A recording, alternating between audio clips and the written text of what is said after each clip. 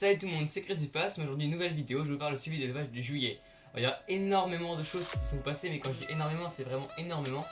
J'ai une nouvelle espèce juste en bas, j'ai des Archaeoptera phalanx mâles là-bas derrière. J'ai une femelle qu'on m'a donnée qui est énorme aussi, enfin voilà, j'ai différentes choses qui se sont passées. Donc il va falloir que je vous montre tout ça. Allez, c'est parti. Alors pour commencer, les Eurofiles Peruana comme toujours. Eux ça se passe très bien, ils sont super jolis. J'ai juste une femelle qui a perdu une patte tout à l'heure, mais voilà, je sais pas trop pourquoi. Mais en tout cas, c'est celle qui a mué en dernier, c'est celle qui pond actuellement le plus. Ensuite ici, il y en a un petit juvénile, alors j'ai eu beaucoup de naissances de Peruana. Et ils sont tous à peu près à 2, donc ça c'est plutôt sympa. Il y en a un autre juste là. Ça c'est une espèce que j'adore, qui est magnifique. Ensuite, pour l'incubateur, là ça se passe très bien au niveau moisissure. En fait, je pensais au début qu'il allait falloir super aérer pour éviter les moisissures. Et en fait, il n'y a vraiment aucun problème avec ça. Ça moisit pas du tout. Même les Oligstatosoma qui normalement moisissent assez facilement, il n'y a pas de souci particulier. Et le fait que ce soit très humide à l'intérieur, j'ai moins besoin d'humidifier. En plus, ça maintient bien, ça évite qu'il y ait des micro-fissures sur les œufs. Écoutez, là avec le froid, j'ai beaucoup moins de naissances. En tout cas, chez les Peruana, vu que c'est ceux qui naissaient en ce moment. Mais je pense que quand la chaleur va vraiment revenir, ça va exploser. Ensuite, les Trachyaretaon SP Negro. Alors, est-ce qu'il y en a sur le couvercle? Non. Alors, je vais pouvoir vous montrer tout cela. Alors là, vous voyez, il y en a un juste là. Voilà. Qui est très joli. Tout vert et avec bien des belles épines. Alors, c'est mon plus grand, hein, il a mué aujourd'hui. Et je trouve qu'il est magnifique. Je suis très content d'avoir acquis cette espèce. Voilà, ça se passe très bien pour eux. Vraiment, j'ai aucune perte. Ensuite, du côté des fourmis, je vais pas vous les ouvrir parce que je les ai déjà regardées aujourd'hui. Mais je suis un peu déçu parce qu'il y a une ouvrière qui est morte. Et il y en a de moins en moins qui se baladent dans l'air de chasse. Donc ça, c'est un peu bizarre. Je pense que je vais changer de place. Peut-être que là, ça bouge trop, j'en sais rien. Ensuite, la nouvelle espèce de Diaphorodès gigantea. Je vous ouvre ça. Voilà, le truc ça va être de les trouver.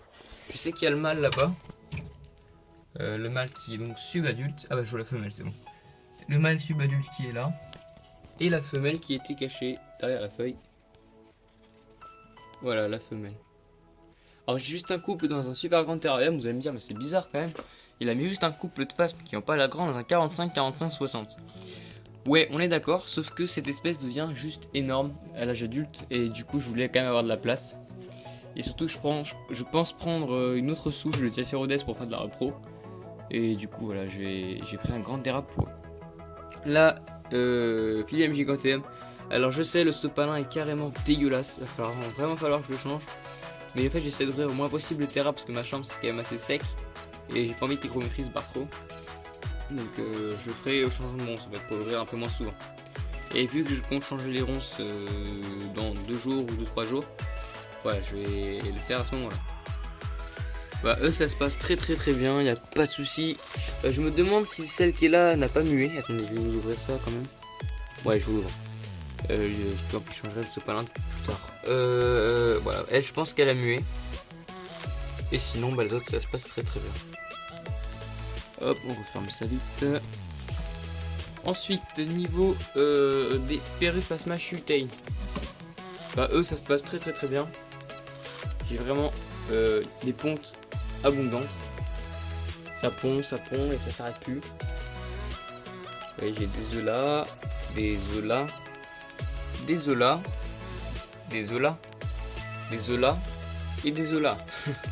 Non, par contre, j'ai vraiment des œufs partout quoi. Elles pondent énormément. De toute façon, ouais, elles sont hyper dilatées. Alors, on voit rien. Voilà, elles sont hyper dilatées. J'ai juste un mâle, je crois. Mais voilà, elles sont hyper dilatées et elles pondent énormément. Alors, ok, on passe aux Ectatosoma terratum. Alors oui, j'ai mis le terrarium ici. Et oui, il n'y a plus de plantes dedans. Alors il va falloir que je les change tout à l'heure. Mais je voulais pas les changer tout de suite. Si vous me connaissez, pendant les suivis d'élevage, j'aime bien quand il n'y a plus trop de plantes. Comme ça, on voit beaucoup mieux les phasmes. Voilà, donc ils sont énormes ceux-là. Là, la femelle, elle pond toujours. Elle pond même énormément. Vous voyez, il y a des œufs partout. Et là. Non, elle ne reprend pas la même. Mais voilà, il y en a vraiment partout. Puis les mâles en ce moment, je sais pas ce qui leur prend, mais ils volent en permanence. Dès que je les prends, ils s'envolent. Alors qu'avant, ils volaient pas du tout. Maintenant, ils volent en permanence. Voilà, je sais pas trop pourquoi. Hop, alors écoutez, je vous coupe et je vous retrouve tout de suite devant le terrier où il y a le plus de nouveautés. Et voilà les amis, la nouveauté du siècle dans l'élevage. J'ai deux Achyoptera phalanx qui sont passés adultes. Ils sont passés adultes il n'y a pas très longtemps, donc ils ne sont pas encore totalement bleus. Là c'est plutôt vert, enfin la caméra, mais moi je les vois plutôt bleu, remarque. On voit que l'intérieur des pattes est quand même pas mal orange là ici. Et là les ailes qui commencent à devenir un peu... Enfin, qui sont bien rouges et les ailes qui commencent à devenir dorées. Et là il y a les antennes bien violettes. C'est super sympa, j'aimerais bien qu'il ouvre ses ailes mais je pense qu'il va pas vouloir le faire. Même si je l'embête un petit peu, il va pas vouloir le faire je pense. Non, il voudra pas. Bon on va essayer avec l'autre. Alors il y est où l'autre? Ah voilà, l'autre il a ouvert ses ailes, regardez. Voilà. Bon l'autre est un tout petit peu plus bleu. Et il a des superbes ailes. Voilà. Et comme, je sais pas si vous avez remarqué, mais du coup j'ai plus que 3 mâles. Et j'ai aussi 3 femelles, oui ça c'est une femelle. Et là, bam, une femelle qui est énorme. Vraiment énorme, vous voyez, là ma main elle est contre. Hein. Elle est vraiment énorme. Alors par rapport à une femelle adulte, elle est pas non plus gigantesque. Enfin elle est plus petite qu'une femelle adulte, hein, mais ça c'est normal qu'elle n'est pas encore adulte. Et elle est vraiment énorme. Et là je suis super content. Parce que du coup je vais pouvoir avoir de la repro facilement vu qu'il y a 3 femelles. Et surtout j'adore les spasmes un peu gros, donc ça c'est parfait pour moi. Voilà. Eh bien, écoutez, je suis très content pour cette espèce parce que j'ai des super nouveautés. Par contre j'ai remarqué un truc, c'est que les phalanx, une fois adultes, les mâles, ils deviennent complètement cons. Voilà, quand on les manipule, ils tombent, ils sautent, ils font n'importe quoi. Et voilà. Alors pour le moment on dirait presque les Achyoptera punctipes, hein, vu leur couleur et tout ça. Mais c'est vraiment pas des punctipes, c'est bien des phalanx, sauf qu'ils sont un peu plus jeunes que les normaux. Bon là ils grimpent sur les caméras. C'est très pratique. Je le rattrape vite fait. Toc. Voilà, alors du coup ils sont super sympas, ceux-là je les adore. Les Achyoptera phalanx, en fait ils sont jolis quasiment que au stade adulte, les mâles. Et bah, les femelles, c'est le fait qu'ils soient énormes en fait, qui fait qu'ils sont jolis. Et vous voyez, celle-là elle est vraiment sympa. Et j'en ai une autre qui est celle-là, qui est marbrée un petit peu. Et je trouve franchement qu'elle est super jolie. Le fait d'être marbré comme ça fait super joli. Alors, je les adore, je suis complètement fan de cette espèce.